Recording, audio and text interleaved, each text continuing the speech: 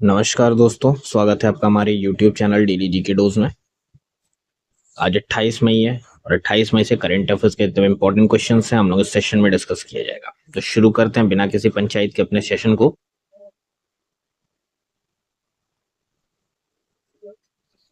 पहला क्वेश्चन है, Arsenal recently created history by winning the UEFA women's championship league 2025।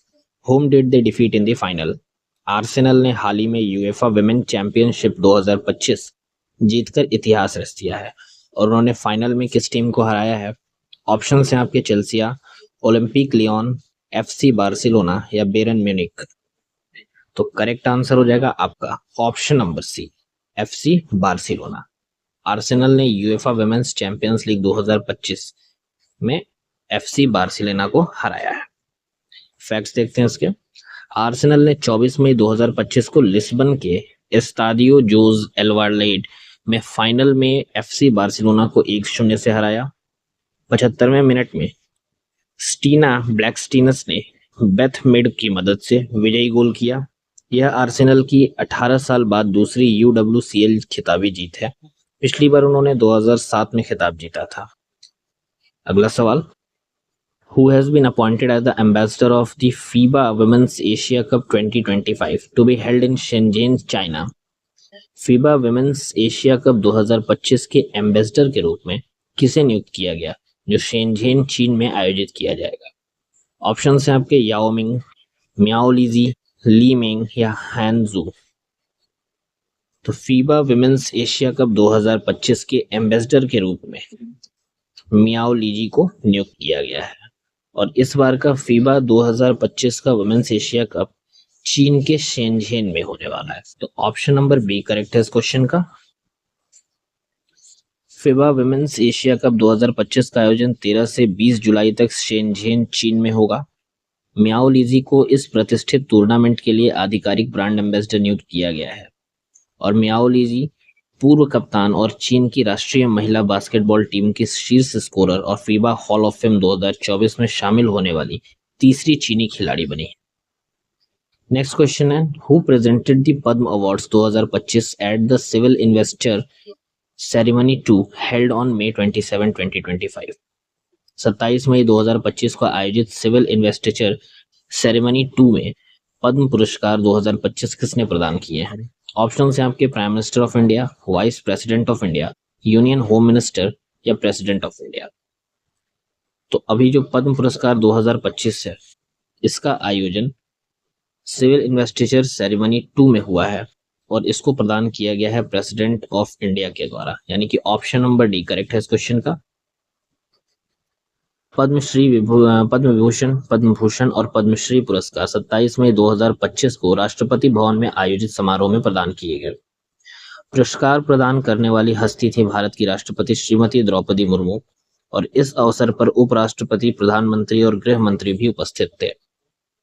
Next question है, विकसित कृषि संकल्प अभियान is being launch from May 29, 2025 under the leadership of which union minister? विकसित कृषि संकल्प अभियान 29 मई 2025 से किस केंद्रीय मंत्री के नेतृत्व में शुरू किया जा रहा है? ऑप्शन हैं आपके नरेंद्र सिंह तोमर, शिवराज सिंह चौहान, धर्मेंद्र प्रधान या गिरिराज सिंह। तो विकसित कृषि संकल्प भारत शिवराज सिंह चौहान जी के नेतृत्व में शुरू किया जा रहा है। तो ऑप्शन नंबर बी करेक्ट है इस क्वेश्चन का।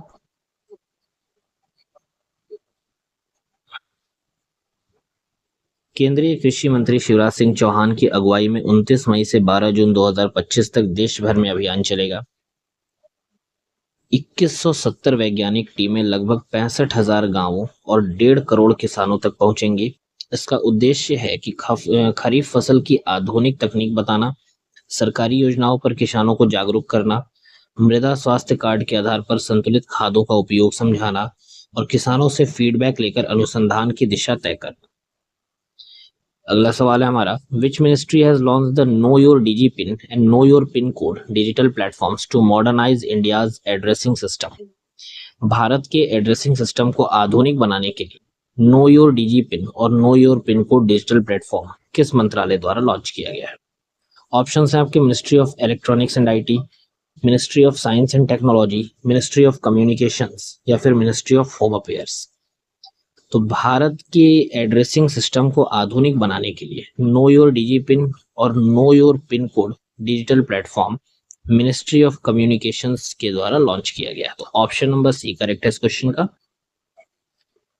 डिपार्टमेंट ऑफ पोस्ट संचार मंत्रालय ने नो योर डीजी पिन और know your pin code portal launch किया है। डीजी पिन यानी कि डिजिटल पोस्टल इंडेक्स नंबर एक geo coded grid based digital address system है जिसे आईआईटी हैदराबाद और इसरो के सहयोग से विकसित किया गया है। ये प्लेटफॉर्म यूजर्स को सटीक लोकेशन से अपना डीजी पिन जानने या लैटिट्यूड लॉन्गिट्यूड से एड्रेस निकालने की सुविधा प्रदान करता है।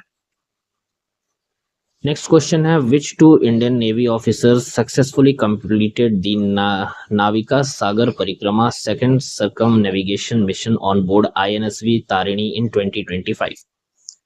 आईएनएसवी तारिणी पर सवार होकर 2025 में नाविका सागर परिक्रमा सेकंड विश्व परिक्रमा मिशन को सफलतापूर्वक पूरा करने वाली दो भारतीय नौसेना अधिकारी कौन है?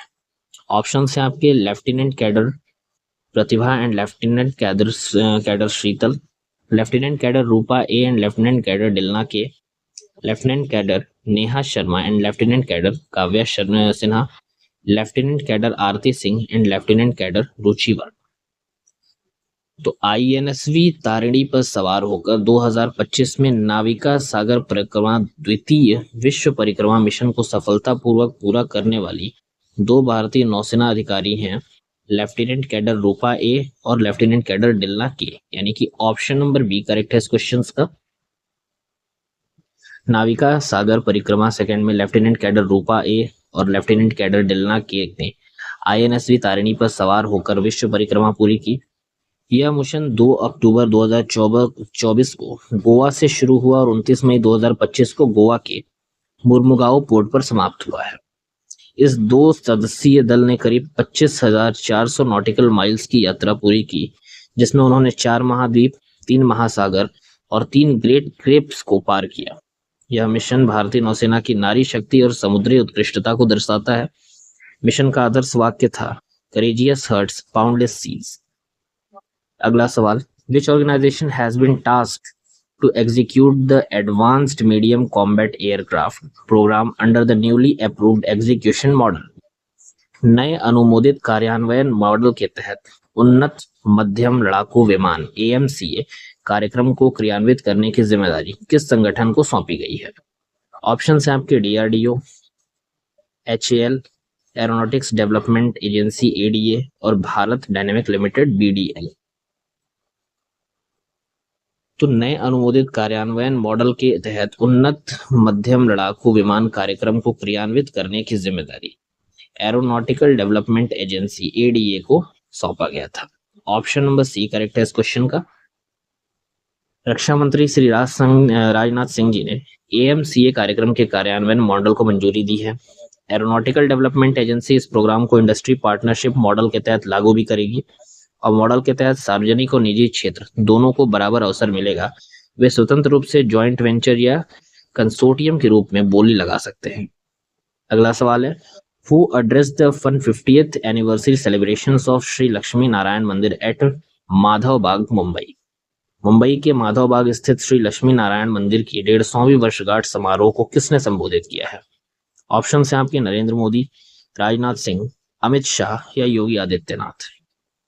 तो अभी हाल ही में मुंबई के मध्य भाग स्थित श्री लक्ष्मी नारायण मंदिर की 150वीं वर्षगांठ समारोह को अमित शाह जी ने संबोधित किया है। तो ऑप्शन नंबर सी करेक्ट है इस क्वेश्चन का।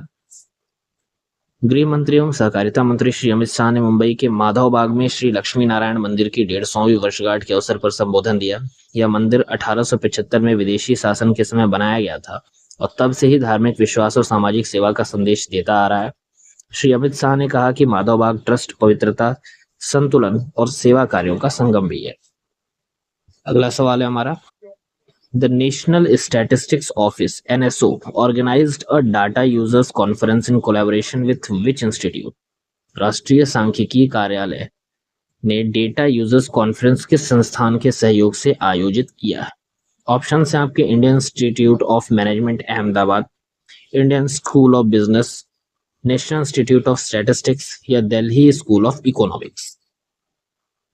अभी हाल ही में राष्ट्रीय सांख्यिकी कार्यालय ने data users conference Indian school of business Hyderabad के सहयोग से आयोजित किया। ऑप्शन नंबर बी करेक्ट है इस क्वेश्चन का।